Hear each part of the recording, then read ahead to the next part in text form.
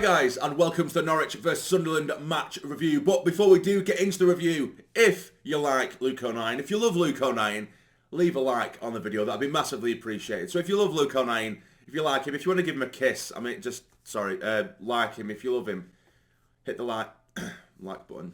My God, I'm jealous of Sorensen. So Sunderland did get back to winning ways. That's what we needed. I said in the preview to this, we needed to stop the rot and to go away from home to Norwich, which I didn't expect. I predicted a Norwich 3-0 win. I expected a defeat, given that they were going into this game, 4 wins out of 5, drawing the other one. They're at home, got a really good side about them anyway, and I fully expect them still to be there or thereabouts come the end of the season. For us to go there, get a win, and a clean sheet, which is a massive, massive thing. I'm sure Michael Bowers will vouch for that.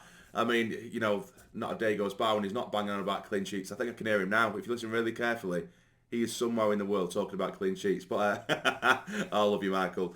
But yeah, so to go away from home, get the win, and a clean sheet is absolutely fantastic. Buzzing for the lads, and we've shown character and battle as well, which is something we've lacked. The character side of the game we haven't shown at all over the last 3 games, not including, of course, the Norwich one. Because there were times, and through the majority of the game, we had to give them possession, and that's something that we're not used to. We had to allow them possession, and then we needed to make sure we've shown our quality when we eventually did get it on the counter and stuff like that, and we did do that.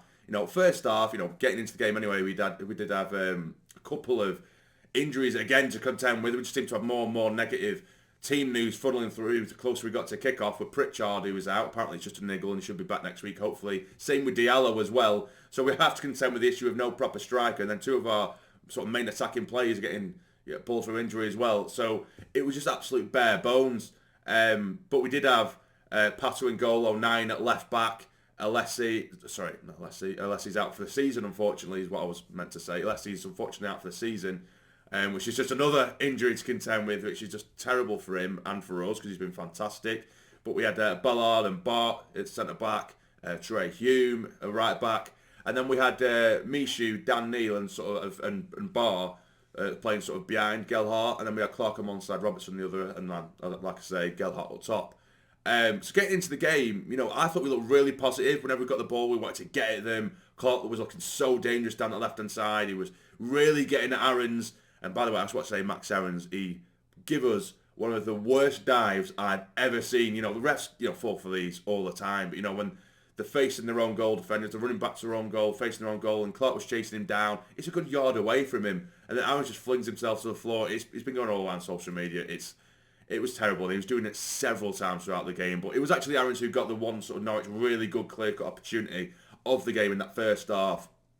09, for me, I think 09 got a lot of stick for his positioning. For his positioning at left back for this chance, but it was found. Aaron's on the right hand side. There was no left back inside, but I think 09 was kind of tucking in to cover, and then Clark should have really sat deeper to mark him, but he didn't. So it did leave us very vulnerable. So open, he had all the time in the world, Aaron's, and he made a mess of it in the end. Fortunately for us, but other than that, I think we defended incredibly well throughout the game. But the goal itself was Abdullah Bar, and I'm so happy for the lads. I've said so many times that I'm so excited by him and the prospect of him. He's just so positive, forward thinking on the ball. He wants to get at players straight away. And it was a gorgeous finish. Absolutely gorgeous finish. We're breaking forward. He notices that he don't really have any help with him. So he's done a little step over from outside the box. Little step over, shifts it onto his left. And then buries it in the bottom right, sending the keeper. Oh, it's a beautiful finish for him. I'm so happy for him. He had to really wait and be patient for his opportunity. And he's taken it. And he deserves to start because he's looked fantastic.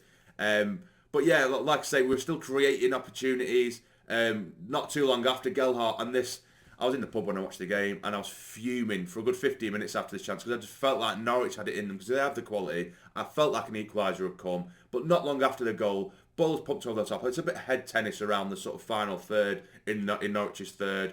And it's headed back over the top. Gelhardt, 1-on-1 the keeper, on the bounce. He could put it anywhere, left or right, and it's a goal for it to be 2-0, and we would have been absolutely flying. And he's just batted it straight at the keeper. Really, really poor, and it was just so frustrating. Really was frustrating to see that, but yeah, again, we defended so well. They were making little, nice little moves, getting to the edge of the box. We were limiting them largely to, outside the box, little half chances here and there. But the likes of Ballard and Bart constantly putting the bodies on the line. The amount of blocks he got in and players in general, be it Mishu, Daniel, flinging themselves in front of the ball. They were doing that. That's what I mean by the character in the bottle and the battle as well.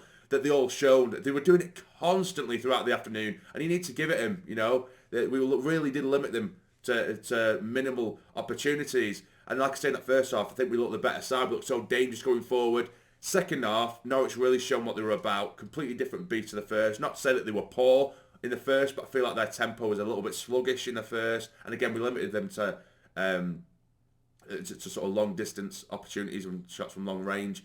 Mixed it up a little bit in the second half. Eventually, Ek will come on and the like. But we had to defend for the majority of that second half, if not all of it. I can't remember us really making too much of an opportunity or really threatening them too much in that second half. And it seems like Norwich, you're going to get that, and I fully expect that. I think the game ended with them with 60 or 70% possession. And they were playing the ball around neatly. We had to sit back. We dropped back a good 5 yards more than that.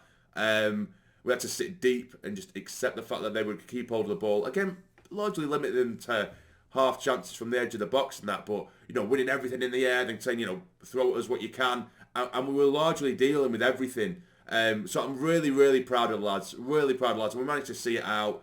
And it was great to see Tim Krul sitting on the bench and watching us beat Norwich. So there you go. Just a little bit of saltiness there. But, you know, as I say, Norwich, they're going to be there or thereabouts come the end of the season. You can see that. Yeah, it lifts us only ever so slightly because none of the games seem to go in our favour whatsoever over the course of the weekend. But again, if we manage to put together a couple more wins, we'll be there or thereabouts, hopefully. But we'll see. Expectations are changing by the day, it seems, with certain fans. With me, it's just, we'll see where we are in a few games. You know, yes, we have a great opportunity to go for the playoffs. We have a really difficult string of games coming up. You know, with Sheffield United, we have Burnley, Luton as well. At the stage, but we have some really, really difficult games coming up. So I think once these sort of 2 or 3 games are over, then we can really decide whether we're going to push for it or not. Of course, there's not going to be any games where we just sit back and think, oh, we're not going to go for it anyway. But I think that's when we should start to maybe talk about our real end of season expectations. But yeah, again, yesterday was about stopping the rot. I would have taken a draw before the game. We come away with a win, absolutely outstanding, brilliant performance, and my man of the match for me. I wanted to give it to Bollard or Bart, maybe joint, because I think they were both outstanding.